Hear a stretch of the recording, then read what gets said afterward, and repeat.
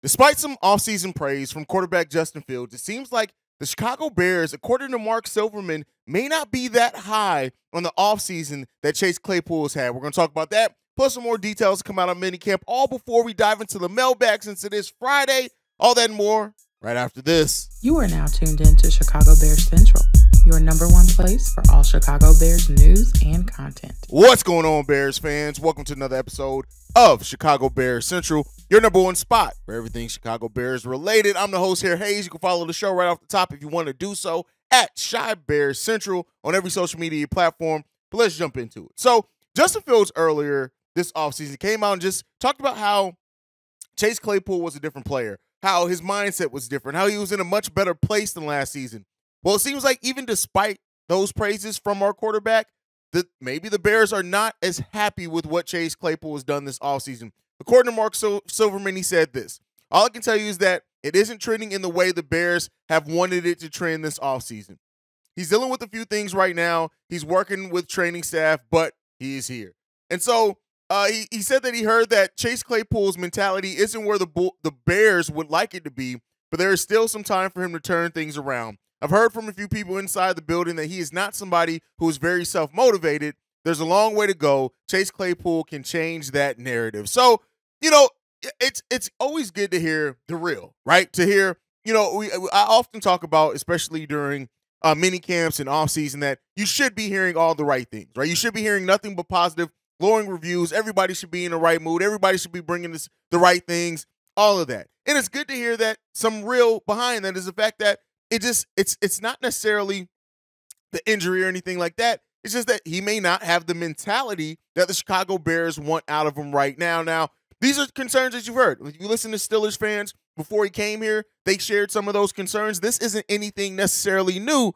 And you do hope that with building a culture, having a proper culture, that it can work a player out of that. Chase Claypool is a very talented player.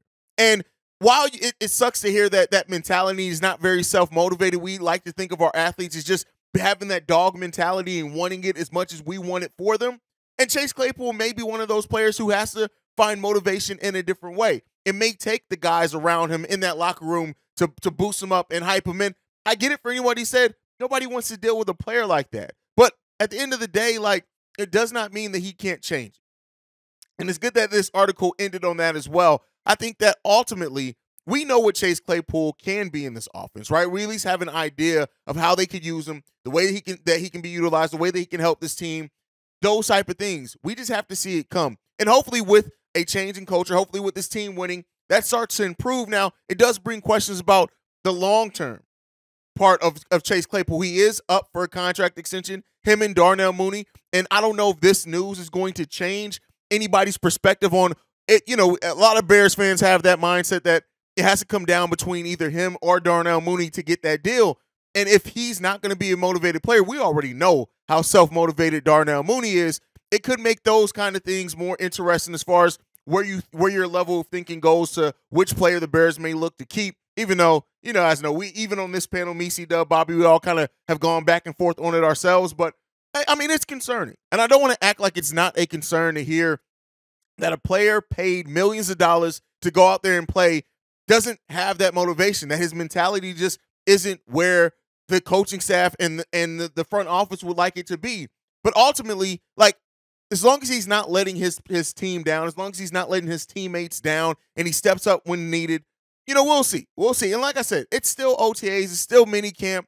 Maybe that, you know, him dealing with that soft tissue injury in his foot, maybe that's what's kind of lacking that self-motivation. This is just me trying to play devil's advocate, and let's hope that that's the case. But let's go ahead and move on from that. We wrapped up minicamp. A couple more details to come out of minicamp. I'm not going to go into this too heavily, but it seems like yesterday Justin Fields had his best minicamp so far. The continued connection between him and DJ Moore still is there. And, you know, just the mindset and leadership from him. It looks like he had nice throws to Equinami St. Brown, Robert Tonyan, Cole Kmet, who apparently Robert Tonyan as well is emerging as a threat in the red zone, and that's how they used him. And I tell you what, the fact that he already comes in with that mindset and that history of being a red zone threat, to add that to whatever Cole Kmet has, I really do think our tight end play is going to be big. But to hear Robert Tonyan had the play of the day during the red zone workout, it's good there. It's good to hear that Justin Fields also made that pass very well.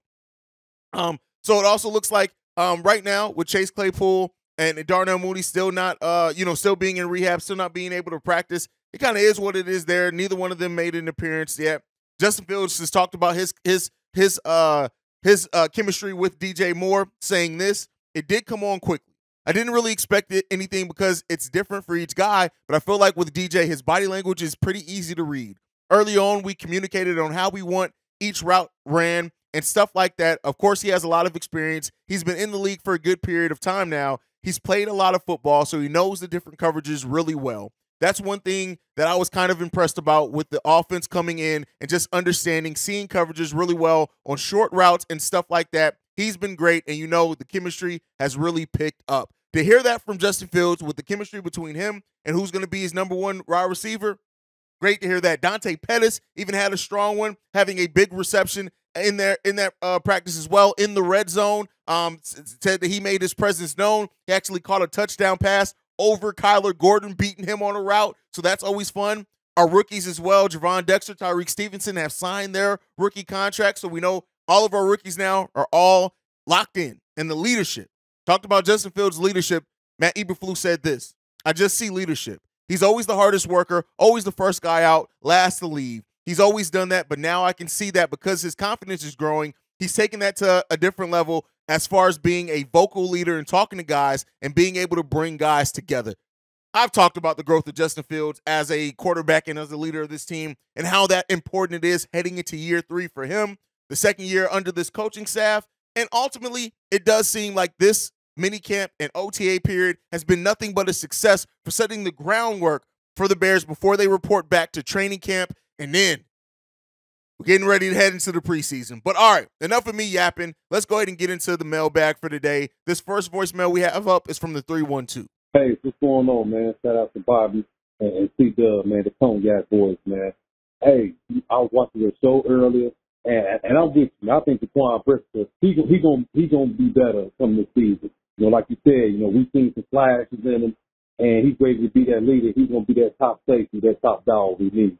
And overall, honestly, man, I think we're gonna be all right as the whole team, though. Fields, I believe he gets 4,000 pass yards this season with the weapons and the line we got for him. The running game going to be straight, and I think our defense going to be better. And then what people giving us, though, you can't, say we're going to win a Super Bowl because our paper, because I don't go off that paper championship either, though. But at the end of the day, man, I think that we're going to be all right, the whole team overall. I think Luke Gessie going to open up that playbook more. I think Allen Williams probably going to have a better season as a deep coordinator because he'll be able to run the defense how he wants to and add pressure how he wants to.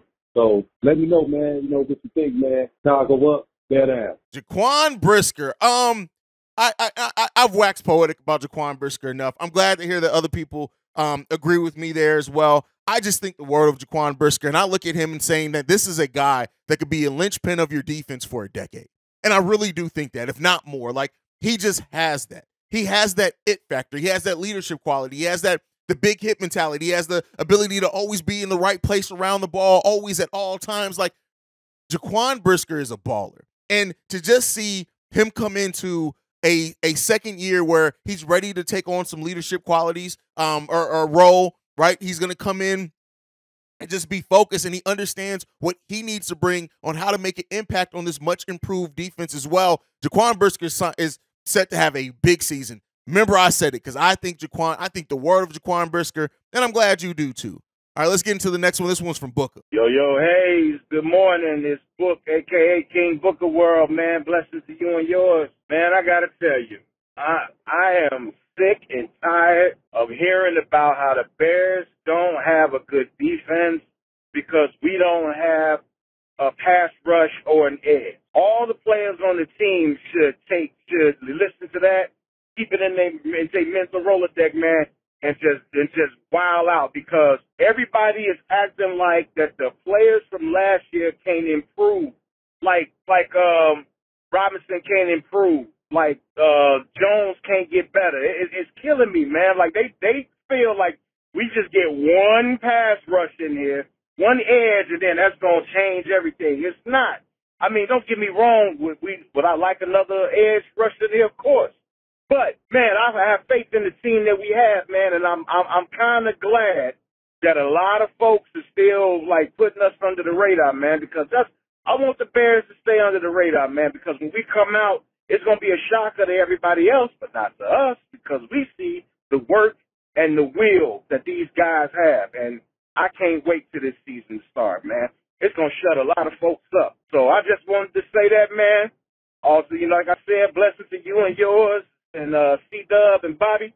Y'all do a great job, and like I always end it, Chicago up, bear down. Tired of hearing about the pass rush and edge, like, it's going to be a thing, right? And the one thing that I always say with fandom of any team, right? And this is, we always look at, okay, yeah, we did something, but how can we get the next great thing, right? And while I think that the improvement on the interior defensive line is going to make improvements for our edge rushing great, right? I think Travis Gibson's motivated. I think he understands what having Billings, Javon Dexter, Zach Pickens, them all coming in and being added to Justin Jones, and how they can, like you said, that they can still improve. Dominique Robinson going back to where he was more productive at, being a depth piece, being that rotational piece, playing behind Walker, playing behind Travis Gibson. I think that this defensive line is going to shape up better than what people are expecting. I truly do. And I think that I understand the pessimism around it. We did not address the edge in the way that many people wanted and thought we would this offseason. I understand that. Can't take away from it. I even thought that we were going to go after a big-name edge rusher. But sometimes the names aren't what make the difference. It's the skill set. And having a player like DeMarcus Walker who can go anywhere on that defensive line, having Billings and just his pure size there, his strength, his intelligence, Javon Dexter, Zach Pickens, they're coming in hungry. The depth on this defensive line is ridiculous. And I do think that it's going to have its growing pains, much like anything else with this team, especially when you have young players that are going to be heavily relied on as part of the rotation. I do think that we're going to come in and we're going to surprise some people. I think, yeah, we may not have the edge rusher that goes out and breaks sack records, but I guarantee you we're going to get some pressure on the quarterback, much more than what we got last season. And we're going to see that continue to grow, develop over time as that chemistry and things like that grow as well. I'm really high on that. I think we're going to be good there as well. Again, did we get the big-name marquee acquisition that some of us were hoping for? No, but we got some talent there. And watch that talent shine through. All right, let's get into this next voicemail. This one's from Mike. Yo, the Cognac boys and Haize, my guy. This is Mike calling in from Pennsylvania, and I can't say, has it ever been a more wonderful time to have Kevin Warren in the office? Because I'm loving this. It's like, if Cook County is going to try, the Bears have been screwed by the city of Chicago and the Parks Department for more years than I know. And it's like, and now they're going to raise the taxes 3 times. I love, like, this whole thing with, hey, move it to Waukegan. I don't care. I want to see the Bears. Wherever they play, I don't care if they play on the moon. I want to watch them. But it's like, I hope Kevin Warren finds a way to say, listen, we're not going to be bullied by your bureaucratic idiots anymore. Anyway, sorry. Going on a little rant over here. Anyway, I hope you guys are having a great day, and go Bears. Kevin Warren ain't playing about a new stadium. That's it. That's just what it is. Great points, Mike. Like, to have Kevin Warren in this situation where he's not going to allow, excuse my French, the Bears to be dicked around when it comes to taxes or anything else on building this new stadium. It just isn't. Now, I think he's playing it smart right now as far as playing different cities against each other so he can get the best deal. But best believe, whatever happens, Kevin Warren is going to make sure the Bears get everything they need out of a new potential stadium. And therefore, I'm not really too worried about it, right? Yeah, the Arlington Heights thing, I still think that that's the most likely scenario. When you hear, like, the Bears aren't solely just focused on that anymore, I think it's a tactic, it's a technique. But ultimately, I know whatever happens, Kevin Warren, if you look at his track record, he's going to make sure he gets the job done, and it's going to get done right. That's what I think. All right, thanks for that one, Mike. Let's move into this next one. This one's from Perry. Hey, Haize and the Cognac Boys. My name is Perry Curtis. I'm calling to leave some thoughts that I've been thinking about. Everyone is talking about the players, but I think the coaching staff really has to step up this year. With better players, you have to have better plays and better discipline. Luke Getsy is really the key to everything. If he doesn't call the right plays or have the trust in Justin Fields and the offensive line and the total offense, we're not going to go anywhere along with the defense. So I'm looking for bigger and better things. I want to commend you guys. You're doing a great job. Bear down. Perry, on point. This is something that me, C-Dub, Bobby, we've talked about. I've talked about on several dailies. As much as we talk about the growth that we need to see from Justin Fields, the offense, the defense, the coaching staff also. Luke Getsy has to call the play. We got the weapons now, right? So we want to see an offense that's more involved. We want to see an offense that takes a little bit more risk. We want to see an offense that isn't as stagnant and run reliant. We're still going to be run heavy, but I don't want to see us as run reliant. Let's use the weapons that we brought in. We brought in Robert Tonyan. We brought in DJ Moore. We have Chase Claypool now in the offseason. You look at all these weapons that we have, right, and all the potential that we have here as well. Dante Foreman, Roshan Johnson, right, bringing in everyone, Travis Homer and Blasingame.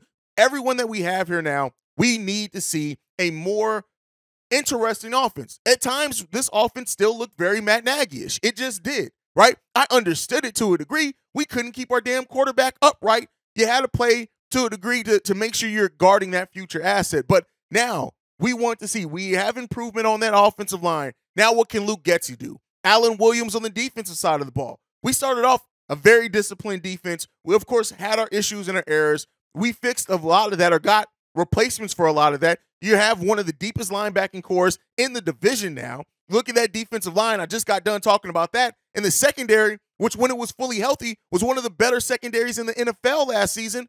We need to see all that come together. As much as we talk about the development of players, rightfully so, we also need to see two sophomore now coming into their second year as coordinators grow their game as well, and how they get better out of players, right? How do they now, with more talent on this team, get a little bit more creative? How do they use that added depth and talent, right? We cannot abstain from being able to look at the coordinators as much as we look at the players, just period, in my opinion, right? So I'm glad that you pointed that out. I'm right there with you. You're not off base there. We have to see better coaching as well from these coordinators. All right, last voicemail of the day. This one's from Red. We go into Cachet on this one. This is Cachet. You know Red Velvet. Finally could talk. Well, I've been could talk, but you know what I'm saying. I just want to say thank God for football season. I'm so glad that it's about to be on and popping. I just can't wait to see Justin and this new team. And I just want us to go far. I love being the underdogs. I want everybody to keep on talking they smack and let Fields rip it and own they bus, because they're going to be looking crazy once he take care of that ball, and they're going to be losing their mind. And I just can't wait to see it. Can't wait to see it. So bear down, bear down. This is Chicago. We're up. We're going to be popping. 2023 is our time to turn around everybody expectations, because we're going to be up for their butts. I was going to say the other word. Anyway, love y'all guys. You know I love y'all guys. And bear down. And I just wanted to end this one on something positive. Keep doubting the Chicago Bears. Keep underrating us. Keep ranking us low on your little rankings, Pro Football Focus, ESPN, whoever you are. Keep doubting the Chicago Bears, and guess what? We're gonna take that. We're gonna wear it like a badge of honor, and we're gonna turn some heads. I can't wait to hear how much doubt is around Justin Fields and this team at the start of the season, and where that ends up at the end of the season and at the midpoint of the season. I'm telling you right now, I'm not saying we're gonna go to a Super Bowl, we're gonna win a playoff game. I'm not saying any of that. But everyone who's doubting, all the Packers fans that be in the comments, poverty franchise and all that, we about to put some people on their ass this season, and I guarantee that. And for everyone doubting the Bears, doubting Justin Fields, calling him a running back, y'all gonna have to eat those words soon enough, or maybe I'm gonna have to eat them here. But that's it. That's my time for today. Make sure you're following the show at Shy Bears Central. You can send us any feedback, questions, comments, concerns, ChicagoBearsCentral@gmail.com. And then lastly, if you want to leave a text message and our voicemail, the number to do so, 773-242-9336. We are the number one spot for everything Chicago Bears related because of you guys. And like I like to end every episode on, Chi-Town up, bear down. Love you guys. Peace.